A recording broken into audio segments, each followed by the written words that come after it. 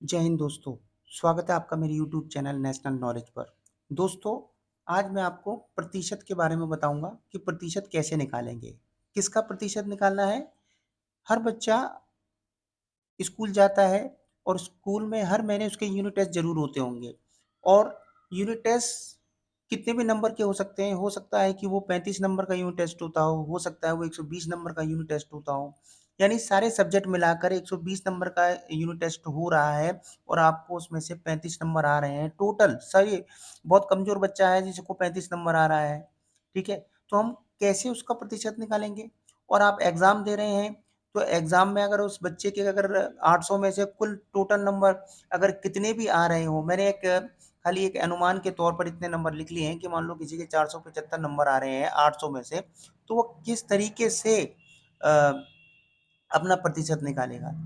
ठीक है, बहुत से बच्चों को कम नंबर आते हैं तो वो प्रतिशत निकालने में काफी कठिनाई महसूस करते हैं कि आखिरकार इस 120 में से 35 का कैसे निकलेगा।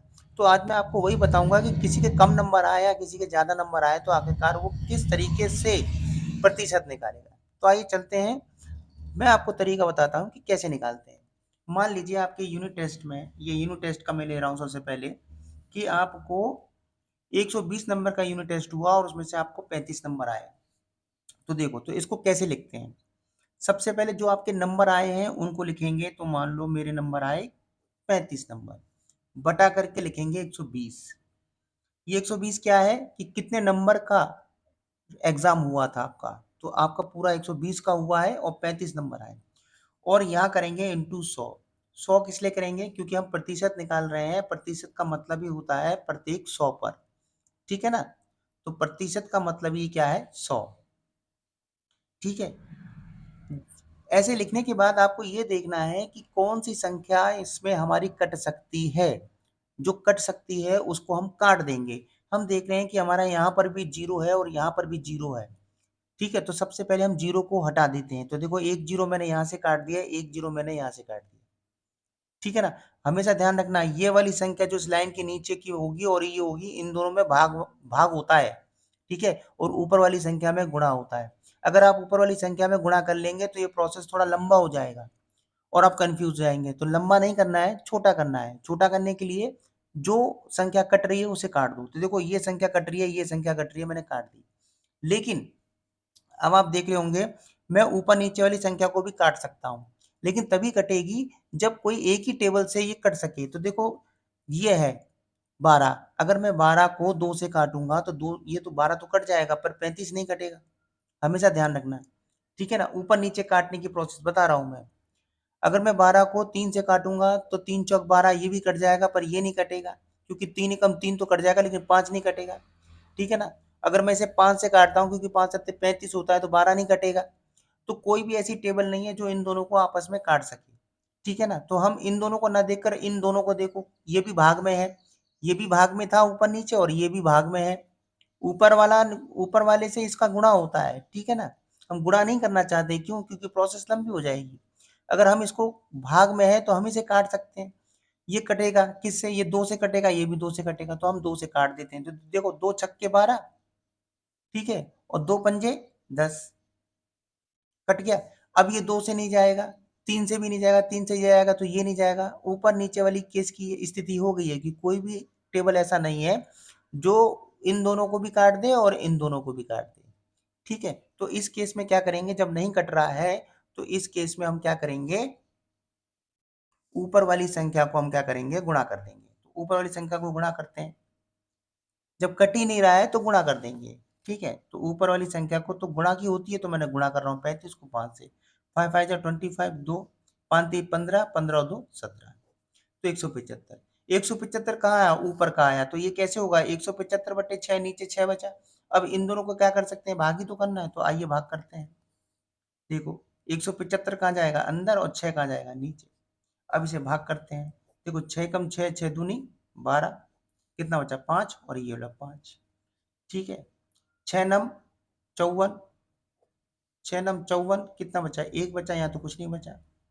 अब 6 से ये तो जाएगा नहीं, तो हम क्या करेंगे? एक पॉइंट लेंगे, यहाँ जीरो लगाएंगे। 6 कम 6, 6 दूनी 12, कितना बचा? 8,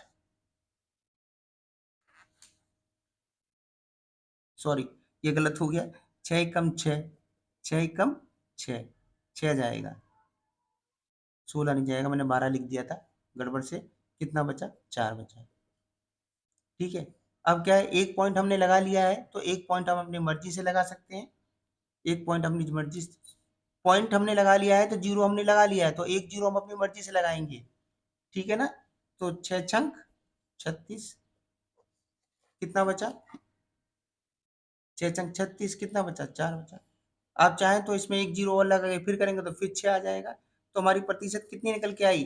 29.16।